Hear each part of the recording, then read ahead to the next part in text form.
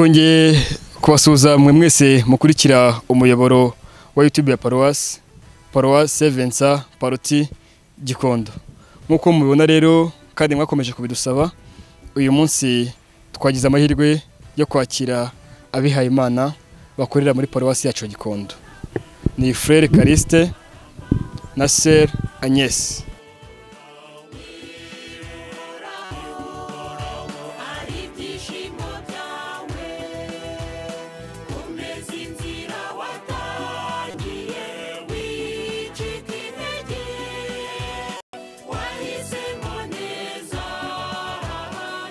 Anze kwirirwa mbavuga birambuye.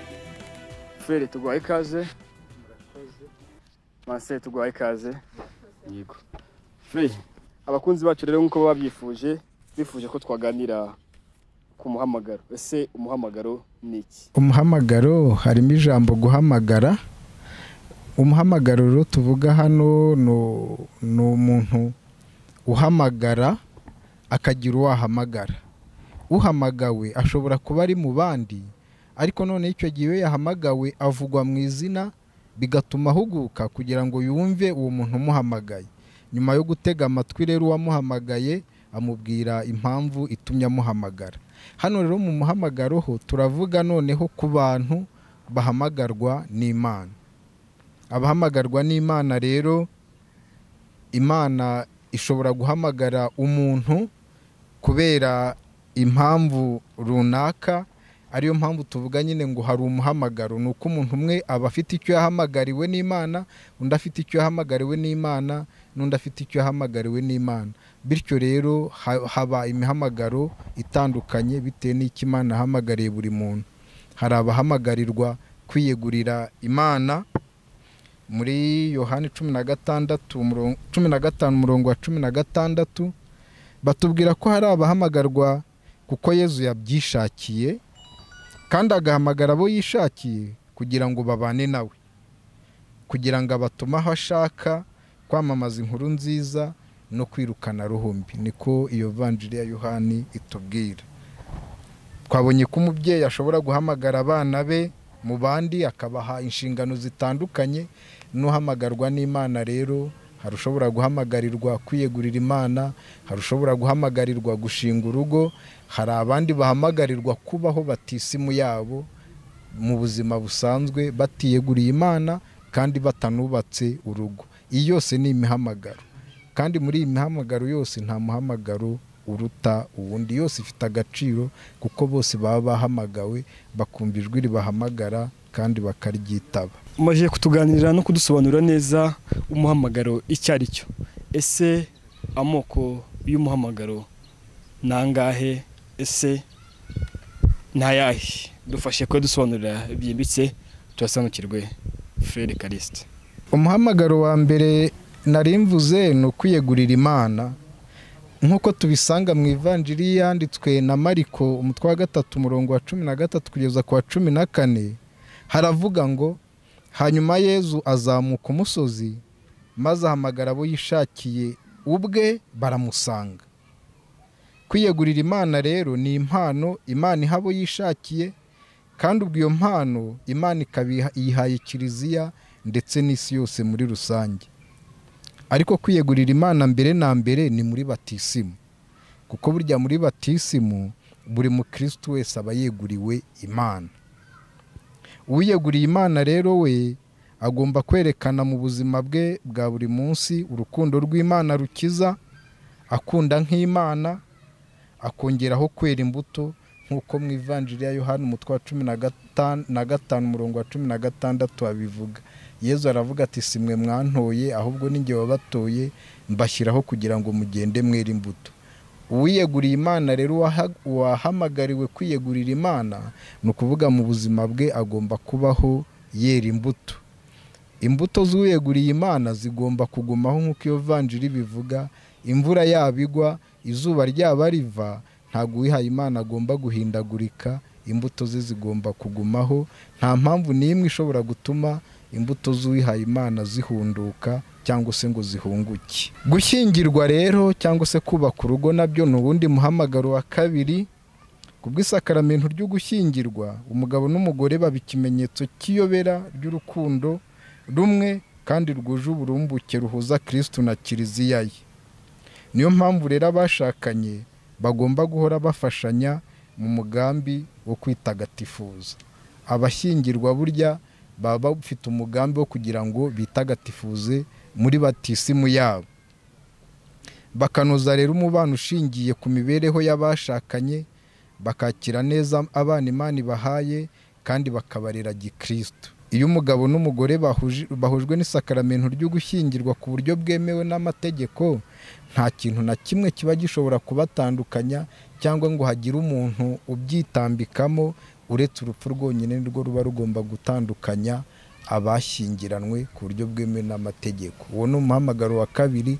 Umuhamagaro wa gatatu rero nababwiraga ni abahamagarwa n'Imana bakabaho batisimu yabo ku buryo bwuzuye ariko batihaye Imana kandi nanone batarashyingiwe. Kuva mu ntangiriro za Kiliziya habagaho abantu babagaho bihana bakigomwa ibyo bafitiye uburenganzira ariko batavuye mu miryango yabo. Nko mu gitabo cy'intangiriro cy'ibyakozwe n'intumwa umutwe wa 21 umurongo wa 8 kugeza ku wa 9 batubwira abakobwa b'umugabo bitaga Filipo. Abo bakobwa ngo bari 4 ariko muri bo 2 bakaba bari abahanuzi barahanuraga. Babagaho ngaho iwabo ntago bari barigeze bashyingirwa ariko bagakora uwo murimo w'Imana. Abo ngabo rero bo kuva muri ibyo bihe by'intangiriro uretse abo bakobwa ba Filipo tuvuze babaga iwabo ari amasugi bagahanura. Abo ni abakristo ku giti cyabo bagiye babaho ku rugero rwo gukurikiza ivanjiri. Icyo babaga bagamije ni ugushaka kubaho bakurikiza ivanjiri. Abo ngabo rero babaga bafashe icyemezo bakagifata ku giti cyabo, nta muntu wazaga kubibahatira. Ntago byabaga ari ngombwa rimwe na rimwe ko abandi bantu bamenya ko abo bantu bahisemo bene uwo muhamagaro, bo nibo ubwabo babyiyumvamo. Inahangaha mu Rwanda rero usanga bene iyo mihamagaro itari yamenyekana, ariko rimwe na rimwe wenda ugasanga nk'iyo abantu babona umuntu yarahisemo bene ubwo buzima, ugasanga wenda abantu baramutera hejuru bati kuki udashaka, bati kuki utagiye kwiha Imana, ugasanga bamushyize kuri stress. Rimwe na rimwe wenda akaba ashobora kuva mu muhamagaro we akajya mu wundi kandi wenda utaruwe. Ni ukuvuga rero abatwumva bakurikiye uyu muyoboro wa paruwasi yacu, burya twabasaba kujya birinda kwivanga mu mibereho y'umuntu, kuko ntago ubuzi neza ukuntu umuntu abanye n'Imana. Hari igihe aba ari mu muhamagaro ariko washaka kumutera hejuru ukaba ahubwo wamuvana mu nzira yari yarahisemo yahamagariwemo akajya mu bindi, ari ukugira ngo ahunge amajwi ya rubanda. Murakoze cyane. Niryari umuntu yumva ko ijwi ry'Imana ryamuhamagariye umuhamagaro runaka? Manse, umuntu yumva ijwi ry'Imana rimuhamagara turebye ukuntu umuhanuzi Samuel yahamagawe, nkuko tubisanga mu gitabo cya mbere cya Samuel mu mutwe wa 3 umurongo wa 1 kugera ku wa 10 hatubwira uburyo umuntu agomba gutega amatwi ijwi ry'Uhoraho kugira ngo ashobore kwinjira mu muhamagaro we neza. Umwana Samuel yarahamagawe ariko akajya yumva ko ari hera umuhamagara umuhereza gitambo. Ijwi ryamuhamagara riti Samuel, Samuel. Samuel akagenda agasanga hera ati ndaje kukumpamagaye. Uhoraho akamubwira ati subira kwiryamira mwana wanjye, ntabwo ari iki. Bibaye ubugira 3 umusaza Samuel umuhereza gitambaza kumenya yuko Samuel ari Uhoraho urimo kumuhamagara. Aramubwira ati noneho mwana wanjye iryo jwi ryongera kuguhamagara uribwira uti vuga umugaragu wawe arumva. Muri rusange rero kugira ngo umve ko ari ijwi ry'Imana riguhamagara ugomba gutega amatwi Roho Mutagatifu kuyobora, ugatega amatwi ijwi ry'umutima nama wawe, ugatega amatwi kandi ukagisha inama mu byiyumviro wumva wifitemo. Icyo gihe rero umuhamagaro wawe uwinjiramo kandi ukawinjiramo neza, kubera ko wabanje kumva neza ijwi riguhamagara iryo ari ryo. Tugize amahirwe kuganira namwe mufite imiryango muturukamo y'abiyeguriye Imana. Maze ese umuntu ubona wambaye imyambaro y'abihaye Imana yifuza gusobanukirwa neza se kuki wagiye muri uwo muryango, se ubundi uwo muryango ubamo ni umuryango witwa gute, se ni uwuhe muryango nyirizina? Murakoze. Nitwa Mama Nyesi Musabye Maria, nkaba mu muryango w'abikira inshuti z'abakene. Tukaba dutuye muri paruwasi ya Gikondo mu rugo rwa Gatenga. Umuryango wacu ni umuryango wavukiye mu Rwanda muri paruwasi ya Rwankuba, santarare ya Muyongwe, ni mu majyaruguru y'igihugu, ni mu karere ka Gakenke. Umuryango wacu washinzwe mu 1986, ushingwa n'umubikira wo mu muryango wa Somusiyo witwa Mama Gatena Genevieve wa Mariya. Yawuhaye impano yawo ni ukugaragariza abakene urukundo n'impuhwe bya Data wa twese. Intego yawo ikaba kwihira kuya abadashobora kukwihira kugira ngo nabo bashobore kubaho mu byishimo. Umuryango wacu rero, ijambo ry'Imana ryahaye umubyeyi wacu gushinga umuryango ni ijambo ry'Imana riba mu Ivanjiri ya Yohani umutwe wa 5 umurongo wa 4 kugera ku wa 8, havuga ngo singira umuntu unjugunya mu cyuzi igihe amazi yibirinduye. Iryo jambo ni ryakoze ku mutima umubyeyi wacu ashinga umuryango wacu, akariyo mpamvu witwa inshuti z'abakene. Mu nshingano zawo ni ukumva ryajwi rivuga ngo singira umuntu. Singira umuntu rero niho tugomba gukura igisubizo cyo kugira ngo wa muntu bashobore kubaho mu byishimo. Murakoze. Mase ndagira ngo tuganirize, utubwire wowe ujya kumva ijwi ryaguhamagaye byaje bite? Ijwi kugira ngo rishobore kumpamagara kandi rimpamagare mu muryango w'inshuti z'abakene, burya umutima nama w'umuntu niwo umuyobora. Muri uko kuyobora ugukura ku cyo wumva nawe wiyumvamo. Njyewe mu kubyiruka kwanjye nakuze nsenga, akaba ariyo mpamvu burya Imana nigiye kudutora idutorera gukorera kiliziya, ikadutorera muri kiliziya kandi akaniho dusorezamo ubutumwa. Ijwi naryumvishe kubera ko numvaga mpamagarirwa gukorera kiliziya cyane cyane mu baciye bugufi. Niyo mpamvu niyumvishe mu muhamagaro wo kuba nawe umwe mu babikira b'inshuti z'abakene kugira ngo nshobore kwita ku batishoboye b'ingeri zose, cyane cyane babandi bagira bati singira njugunya mu cyuzi. Wabashije gute gutandukanya amajwi menshi yaguhamagara kugira ngo uhitemo iryo jwi umve ko ari ryo Nyagasani yaguhamagariye? Kugira ngo ushobore gutandukanya amajwi aguhamagara, ugomba kuba maso nk'uko Samweli yabigenje. Samweli yarahamagarwaga akagenda asanga Heri akatega amatwi. Heri nabo niyo mpamvu burya mu muhamagaro w'umuntu hagomba kubamo burya no kugisha inama abayobozi ba kiliziya, ariko nanone bativanze mu muhamagaro, kuko umuntu urifatira icyemezo ku giti cye cyo kugira ngo ajye ku Imana ni ijwi rikuza mu wowe ubwawe, ntawe ukubwiye ngo giye kubera ko mbikunda agira gute. Ijwi ryawe bwite riguhamagara niryo riguhagurutsa ukagenda ku Imana, ariko mu by'ukuri ugisha inama abagutanze mu kwemera, abagutanze muri izo nzira, abayobozi ba kiliziya, ukagenda ubasangiza ibyifuzo wifitemo, ayo majwi wiyumvamo. Ryajwi umva rigukurira ku kintu runaka nk'uko rigukura rikagufatisha ku kintu, niryo ukurikira. Iyo wamaze gutega amatwi neza wumva ijwi rigukura kenshi riguhamagara naho riguhamagarira, icyo gihe niryo ukurikira. Ngiye ko nabyumvishije, numvise ijwi ryankuriraga ku Imana, nabona Imana nkumva icyokere kiraje, nabona bihaye Imana nkumva ndabakunze, nagira mu kiliziya nkumva ndanezerewe. Icyo gihe rero nibwo nagize niyumvise mu muhamagaro ku Imana, nuko nabyumvise. Tubwire, mu kwiyegurira Imana biba bisaba imyaka runaka?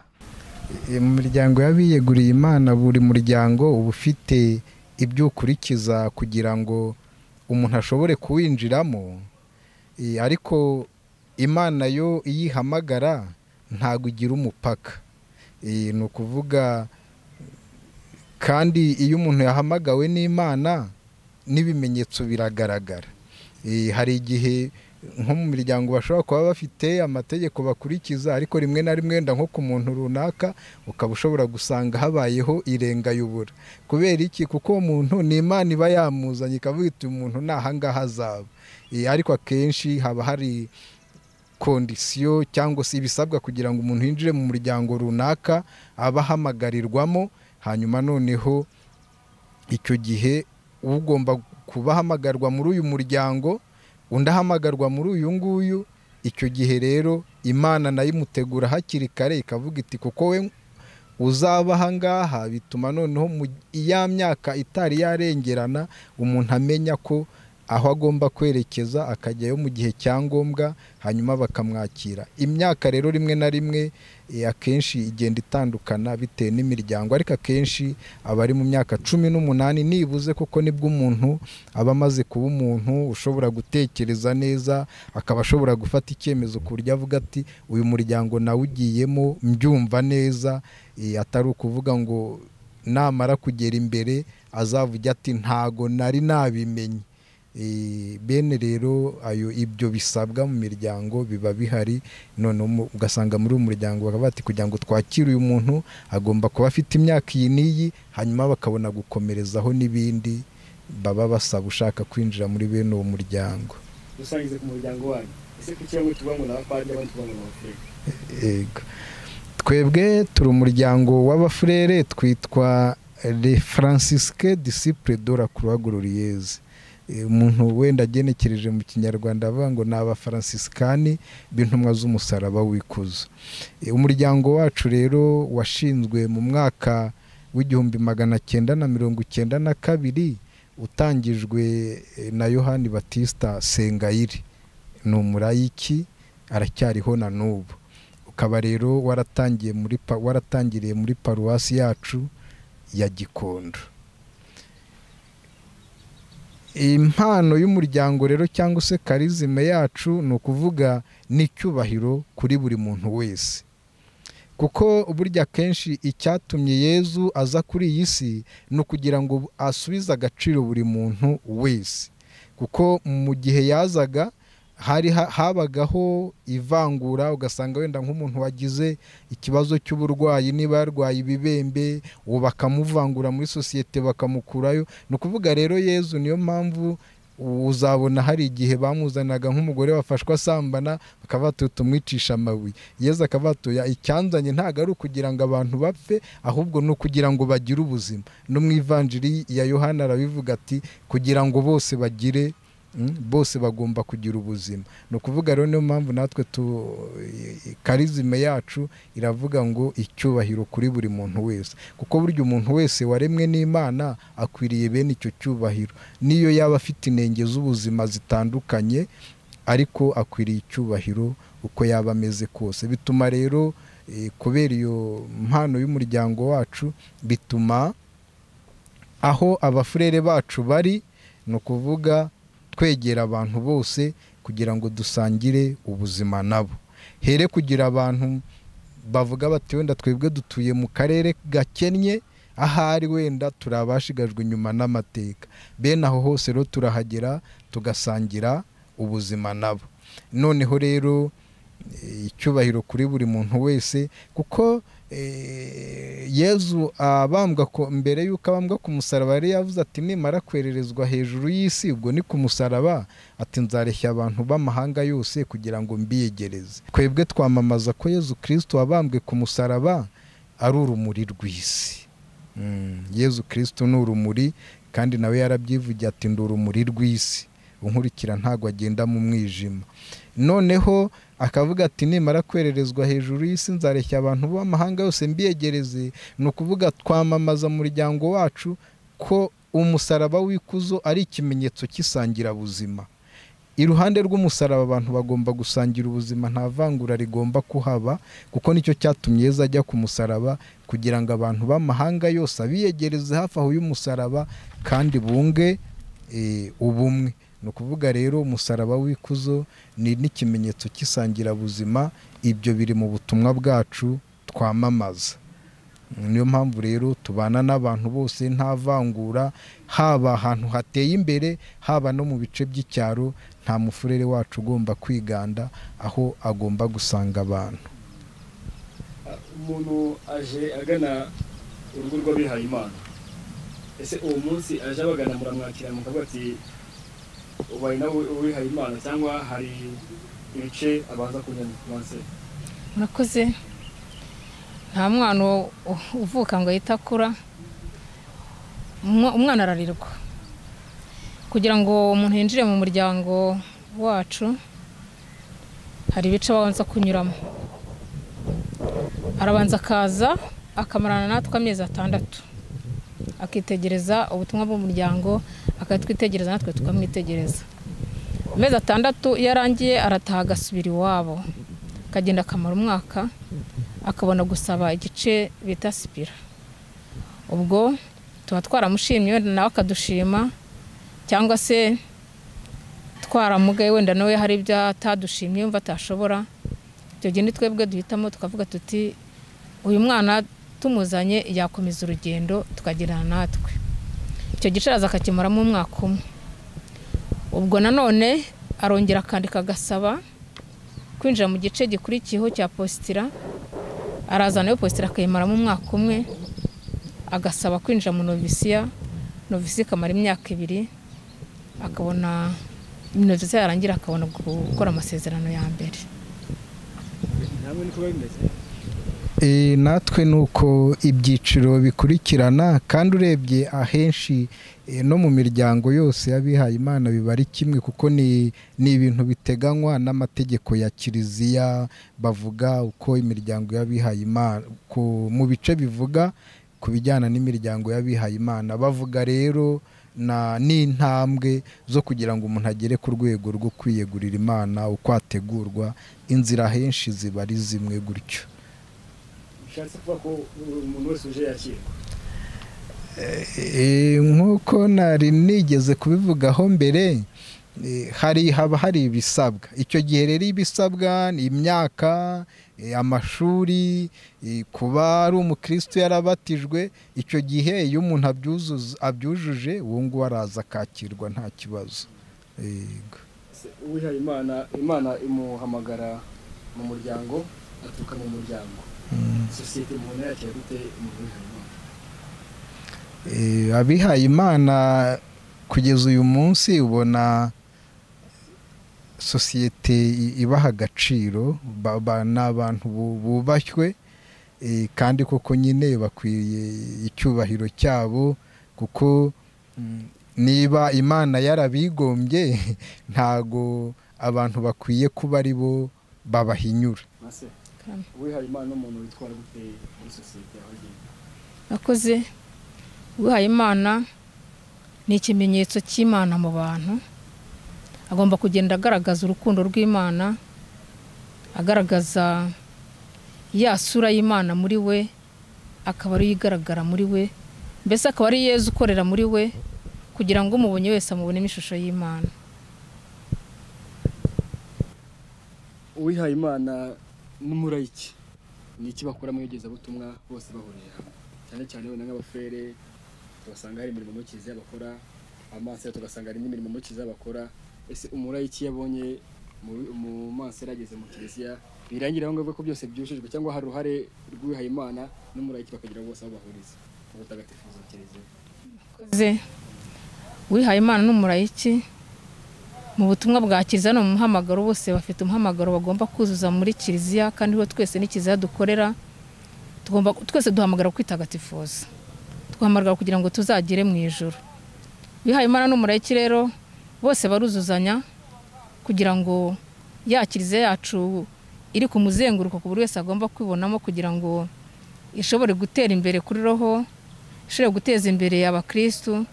Bose bagomba gufatanya urunana kugira ngo bashobore gusohoza neza ubutumwa Kiliziya idushinga, bwa butumwa twarahawe mu masezerano y'abatisimu twagiye, kuko twese tuyahuriyeho. yego murakoze. Uko Maseri yarabivuze, kuko burya twese icyo tuba duharanira, yaba ari abarayiki yaba ari n'abihaye Imana, ni ukugira ngo turusheho kunoza neza kuko batisimu yacu. Nk'uko mbere nabivuze, muri batisimu buri muntu wese aba yeguriwe Imana. Noneho hari abahamagarwa n'Imana rero kugira ngo barusheho kuyinoza, kandi noneho koko barusheho kuba n'ikimenyetso cy'ingoma y'Imana mu bantu. Kuko Yezu yaravuze ati ku munsi w'imperuka nta mugabo, nta mugore, nta mwana. Ni ukuvuga icyo gihe twese tuzaba turi abantu b'Imana. Ni ukuvuga rero niyo mpamvu rimwe na rimwe abihaye Imana badashaka, aba ari ukugira ngo babe bene icyo kimenyetso cy'ukuntu tuzabaho mu bwami bw'ijuru. Kuko mu bwami bw'ijuru ntabwo tuzagerayo ngo umuntu yongere gutunga umugore we cyangwa ngo umugore yongere gutunga umugabo. Ni ukuvuga tuzabaho turi abantu b'Imana.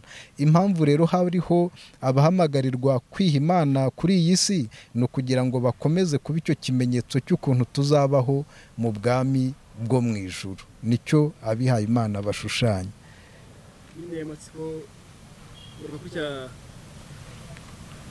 Kiriya cyiciro utubwiye cya gatatu muri sosiyete ko tubayeho, usanga biriya bibiri byo bifite agaciro. Utiyeguriye Imana agira umuhamagaro wo gushaka. Baze kuza gusobanukirwa gute na kiriya cyiciro cya gatatu n'ihame ry'amahitamo ya muntu. Ubundi burya uko byakagombye kugenda, iyo umuntu nk'uko nabikubwiye mu myaka 18 imiryango myinshi yakira umuntu ushobora kuza kwiyegurira Imana. Burya rero kuva ku myaka 18 kugeza kuri 28, umuntu uri muri iyo myaka burya numubona ari aho ngaho, burya ujya umwitondera, kuko burya muri irya myaka akenshi umuntu aba yaramaze gusobanukirwa n'umuhamagaro we. Niba ruvuga ati nziha Imana, yiha Imana. Niba ruvuga ati nzashaka, agashaka.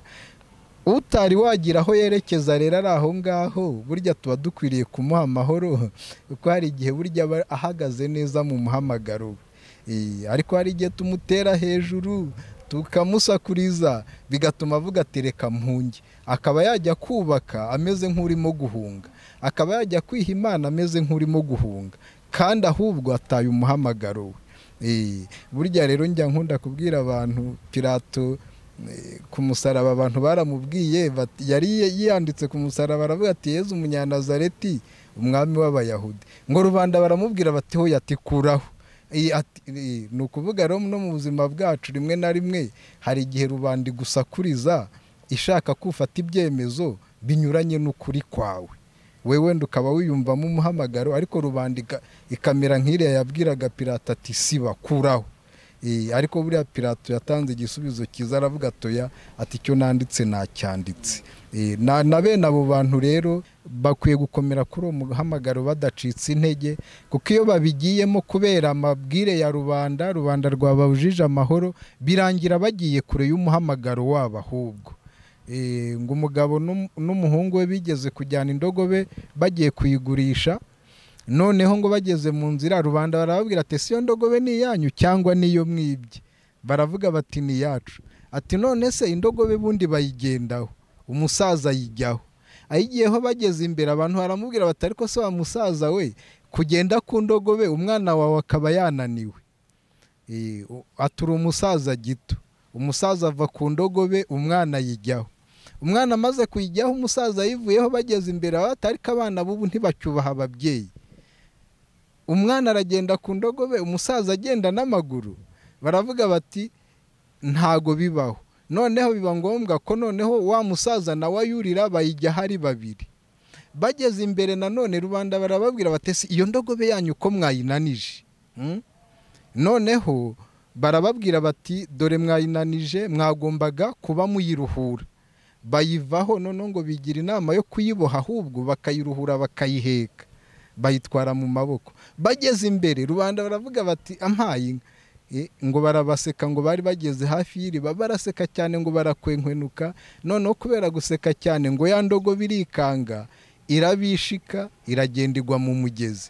Iguye mu mugezi rero irapfa.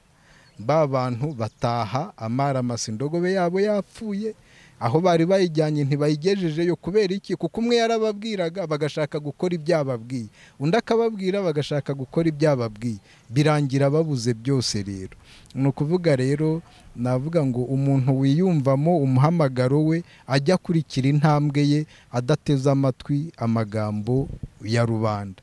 Urukerereza nirwo rwigeze kuririmba ngo rubanda rugira yarwo. hari ikibazo wenda na Mansira aza kudufasha kucyumva neza. Uwumvishe ryajwe akaryumva ariko ntarikurikiza, bigenda bite? rwose ndumva nta muntu wanangira umutima yumva ijwi rimuhamagara, ritaguhamagarira ubutumwa ubuntu cyangwa umuhamagaro uyu n'uyu, riraguhamagarira undi. Bitabaye ibyo haba umeze nk'iyo ndogobe nyine ntabo bayitwaye, kuko wumva biri ukumva nabiri ukananirwa guhitamo. Ubwo nukunanirwa guhitamo, gusa umuntu anayo guhitamo, njye nabona umuntu mu by'ukuri atagombye kuba yuzuye neza, kuko umuntu muzima agira amahitamo, agira amarangamutima. Ubu buze umuhamagaro umwe ujya mu wundi, mbese buri wese agomba kugira ahantu yitagatifuriza hashobora gutuma azabona Imana, hatuma azajya mu ijoro. Hagati aho ngaho umuntu wakumva ijwi ry'akanangira umutima, ntabwo aba ari mu muhamagaro we. Twavuga ko ari muri babandi bagera ku muryango bagakomanga bagafungura ugasanga basubiye inyuma. Oya, burya hari igihe umuntu ajya gukomanga wenda akaba yaribeshye umuhamagaro we, yajya mu wundi bigakunda. Ikibazo ni umuntu utagira umuhamagaro ajyamo. Naho ushobora guhamagarwa kwiha Imana, ukahamagarwa gushaka, ugahamagarwa kuba muri bwa buzima Frere yadusobanuriye tugomba kumenya, kuba muri batisimu wahawe. Ibyo byose birashoboka, nta muntu wabura umuhamagaro ajyamo. Bamwe bumva ijwi ry'Imana ntibakurikize ibyo ribasaba, baba ibicibwa. Icyo navuga, hari indirimbo tujya turirimba ngo niba uhora hari amahoro yawe, ngo niba uhora hari ibyishimo byawe, ngo komeza inzira watangiye, ngo wicike intege, ngo wahisemo neza Nyagasani muri kumwe. Hari abajya kwiha Imana ariko yagera imbere akavuga ati wenda nahuye n'imbogamizi izi n'izi, nahuye n'ibinzitira ibi n'ibi. Bene abo ngabo nabagira inama yo kwigana ku mazi. Umugezi ugira gutya urimo gutemba, wagera imbere ugahura n'amabuye, wagera imbere ugahura n'ibiti, ariko burya ntabwo uzasanga umugezi wasubiye inyuma kubera ko wahuye n'ibuye cyangwa se wahuye n'igiti. Umugezi uhura n'ibuye ukarikatira ariko ugakomeza inzira, umugezi wahura n'igiti ukagikatira ugakomeza inzira. N'umuntu rero wahagurutse iyo yamaze kumva neza ko Imana imuhamagara, nta kintu na kimwe kiba kigomba kumubera inzitizi. Bene ibyitambika umuhamagaro w'umuntu burya nabyo bibaho, ariko iyo wumva neza kuri mu nzira yawe, bene ibyo urabikatira. Cyangwa se burya uzarebe nk'ishaka, mu kwezi kwa kane hari igihe imvura igwa, noneho ugasanga amasaka yarahagaze yose yaguye yaryamye, ariko igihe kiragera ya mvura yazahituka ugasanga ya masaka yarongeye yaregutse. N'uwihaye Imana rero agomba kumera gutyo. Imiyaga yahuha, ibitotezo byahaguruka, uraryama, bya bitotezo na bya bigeragezo bikarangira, nawe ukongera ukabyuka ukemarara nka ryashaka. Uwagize rero impamvu zishobora gutuma asubira inyuma, nk'uko Maseri yari abivuze, hari igihe wenda umuntu ashobora guhaguruka wenda yumva yitiranyije ijwi, habayemo kwibeshya, ariko bibaye ngombwa ko asubira inyuma, ni ukuvuga ashobora gusubira inyuma akagenda agasubira mu buzima busanzwe, akubaka urugo rwe, akaba umukristu, kandi akabaho yabatisimuye nk'uko twahoze tubivuga. Ntago rero ari ikibazo ko ashobora kuvuga ngo nari nagiyemo ngo abantu batazabona nasubiye inyuma, ariko ugasanga noneho arabaho atishimiye muri ubwo buzima yagiyemo. Ikiruta rero nuko yasubira inyuma akabaho yumva ashobora gukorera Imana yisanzuye kurushaho. Byose rero icyo navuga ni uko abantu ku ruhande baba badakwiye kwivanga mu mibereho y'umuntu n'Imana. muri iyi minsi turi kubona urubyiruko rwinshi rusa nkaho rurangariye cyane muri tekinoloji cyangwa se iterambere. Uyu munsi abagana imiryango y'abihaye Imana bari ku kigero wenda kingana gute? Burya Yezu ne wigeze yari yagiye ngo abantu baramukurikira barasakuza, none abigishwe baravuga ati babwire baceceke barimo kudusakuriza. Yezu arababwira ati ya nimubareke ati kuko niyo batavuga n'amabuye azavuga. Ni ukuvuga rero uko ibibazo byagenda uko ariko kose ntago hazigera habura abantu bakurikira Imana. Ibyo bibazo byaba biriho, ikoranabuhanga ryaba ryavutse, intambara zaba zavutse, byanze bikunze ab'Imana yateganyije ibakoraho bakayumva kandi bakayitaba. Tugana ku musozo, abihaye Imana ni abantu bahuza gute ubuzima bwo kwiyegura Imana n'ubuzima bwo hanze muri sosiyete? Mwakoze. Uhaye Imana ni umuntu ugomba kubaho mu buryo busanzwe ariko akabaho mu buryo budasanzwe igihe ari muri sosiyete, igihe ari hanze. Nkuko twaze tuvuga ko uhaye Imana ari ikimenyetso cy'Imana mu bantu, ibyo byakagombye kumuranga. Akabaho mu buryo asabana n'abandi ariko no akaba ariho mu buryo budasanzwe kugira ngo arusheho kuhamya Yezu Kristo yemeye rwagati mu bantu mu mbaga imukikije. Tugana ku musozo, hari umuvandimwe watwandikiye avuga ati muzatubarize batumirwa bacu. Frere, uwihaye Imana ashobora kugira akabirambirwa akabivamo? Ntago twavuga kaba yabirambiwe. Burya bishobora guterwa n'impamvu zitandukanye. Hari igihe washobora kureba wenda agasanga nkuko nahoze mbikubwira, nahoze mvuga yuko hari abantu bajya mu mihamagaro bitewe no guhunga. Iwabo wenda bakaba bamurembeje, bakavuga hari n'ababyeyi bajya babikora, akavuga ati kera nahoze numva wenda nzaba padiri, akavuga ati nanjye umwana wanjye agomba kuba umupadiri. Ugasanga rero arabimuhatira, akavuga ati uzajyeyo. N'umubyeyi akavuga ati reka nzagende njye kwiha Imana kubera ko papa ahora bimbwira. Ariko urumva ntago agiyemo kubera ko ari umuhamagaro we, ariko agiye kugira ngo ashimishe papa we. Rimwe na rimwe rero no mu gushyingirwa ngo hari umukobwa wigeze kujya gushyingirwa uko nyina yari yamurembeje, noneho ngo hashize amaze gushyingirwa nyuma y'icyumweru kimwe ahita umugabo we ajya kuba muri geto. Noneho abantu bagiye kumusura baramubaza batese byagenze gute? Baravuga ati ngewe nari nagiye kugira ngo nshimishe mama, yajyaga ambwira ngo nzakoresha ubukwe, sibyo nawe yicare mu gisharagati nk'umubyeyi koko washyingiye. Ati ubwo rero uwo munsi warabaye mama yifuzaga twarawurangije, ariko nge nta bintu byo gushyingirwa narindimo. Hari n'abajya rero muri ubwo buzima bwo kwiha Imana kubera impamvu zitandukanye, atari ukubera ko ijwi ryabahamagaye. Icyo gihe rero uwo nguwo igihe kiragera, niba bababyeyi bamuhatiraga kujya wenda batakiriho, akavuga ati ndeka nisubirire mu byo ngewe nahoze numva ntekereza. Ibyo bishobora kubaho. Ntago rero umuntu yavuga ngo umuntu agiye kwiha Imana ageze harabirambirwa, kuko Imana iyo yaguhamagaye ibishaka gukorana urugendo nayo. Iyo urimo gukorana urugendo n'Imana rero ntago ushobora kurambirwa. Ni icyo ngicyo numva nabivugaho. Ese uwihaye Imana ngo agira amafaranga ahembwa? Oya. Uwihaye Imana nta mushahara agira, nta cyakorera, abariho ku bwa kominote, abaho ku bw'umuryango arimo, ukamuha byose akenera nk'umwana nk'uko abana n'ababyeyi. Ntawe uwihaye Imana ugira umushahara. Niki musaba abadukurikiye muri uno mwanya? Icyo twumva twasaba abadukurikiye kuri ikoranabuhanga ryacu ni ukugira ngo tugire umuryango muzima, wa muryango ubereye Imana, wa muryango ubereye Kiliziya, wa muryango urera abantu ukabarera Gikristo, bakabatoza gukunda Imana n'abantu, bakabaha indangagaciro za Gikristo. Kuko uwihaye Imana arerwa mu muryango, akurira mu muryango, ahantu uzajya ufite imyaka 18 25 nk'uko twaze tubivuga, uburere bwinshi bukomeye baba warabukuye mu muryango.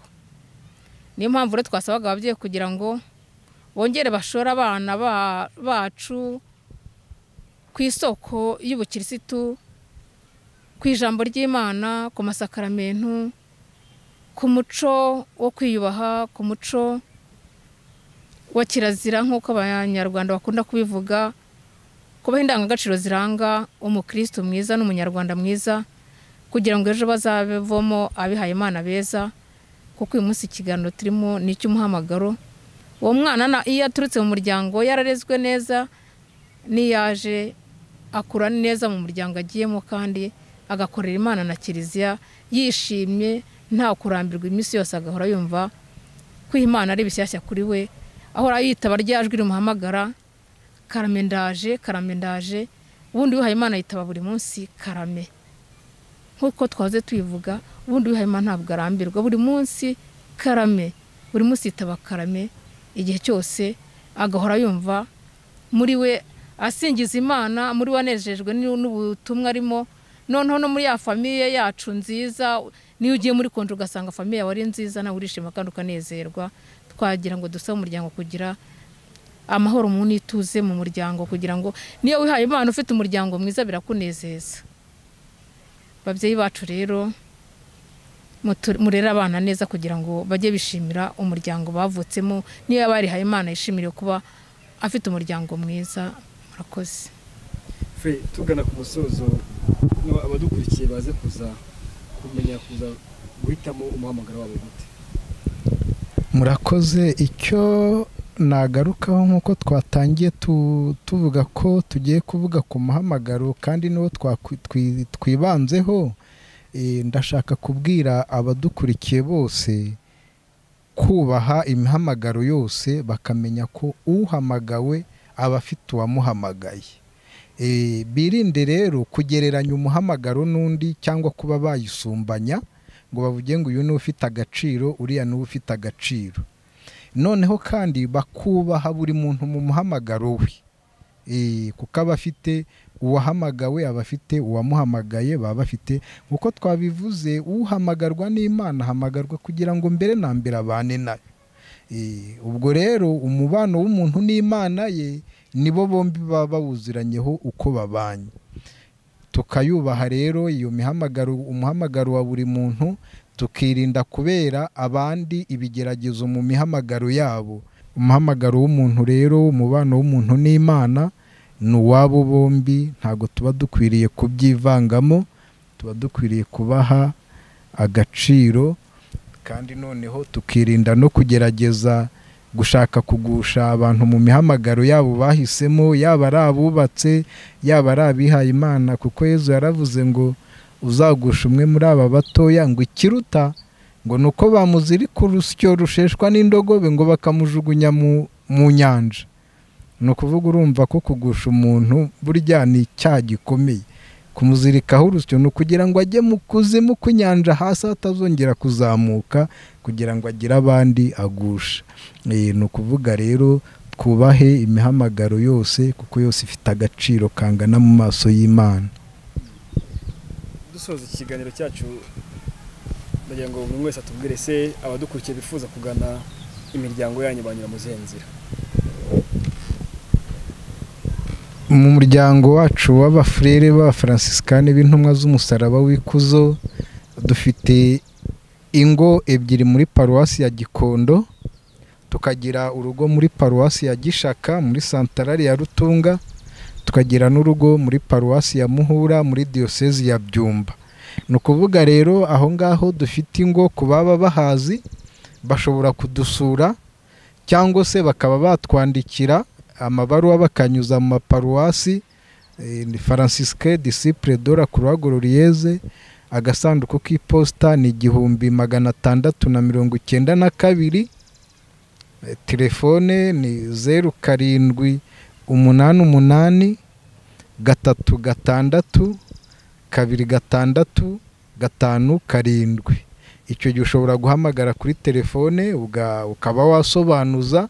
Noneho ikintu cya mbere dukora nuko turaguhamagara ukabanza ukaza ukadusura ukitegereza uko ubuzima bumeze, noneho tukabona gukomezanya urwo rugendo, uko ugenda ugira byinshi umenya, noneho kugeza igihe umuntu avuga ati narababonye, naritegereje ubutumwa uko babana mu isengesho, mu mubano wa kivandimwe, mu murimo, mu butumwa.